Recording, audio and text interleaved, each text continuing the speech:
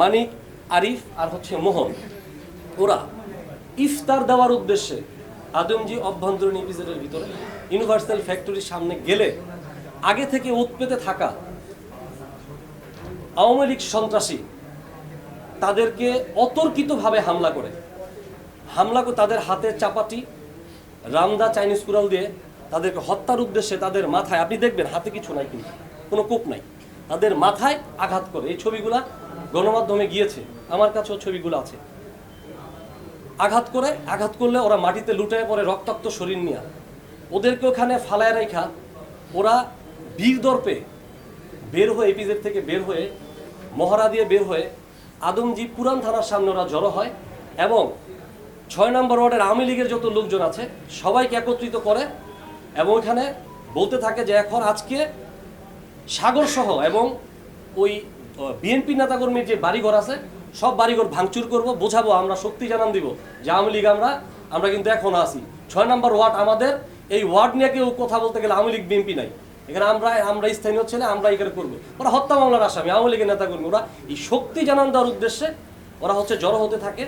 BNP নেতাকর্মীদের, ছাত্রদলের নেতাকর্মীদের উপর আঘাত করেছে দেখে আপনার সমস্ত লোকজন মিলে, এলাকার লোকজন, বাসীদের সবাই এই আওয়ামী লীগ সন্ত্রাসীদেরকে পতিত করার জন্য আগে গেলে এই আওয়ামী লীগের সন্ত্রাসী তাদেরকে ইটপাটকেল নিক্ষেপ করে এবং আওয়ামী লীগ সন্ত্রাসীদের সামনে থাকা যতগুলা গাড়ি ছিল র্যান্ডমলি তারা এই গাড়ি রাস্তায় পোড়ায় দেয় এবং রাস্তায় একটা মেসাকার অবস্থা তৈরি করে, যেটা আপনাদের কাছে ভিডিও ফুটেজও রয়েছে। কিছু হলেই বিএনপির উপর দোষ চাপানোর একটি প্রবণতা, সেটা ৫ই আগস্টের পর থেকে প্রতীয়মান লক্ষ্য করা যাচ্ছে।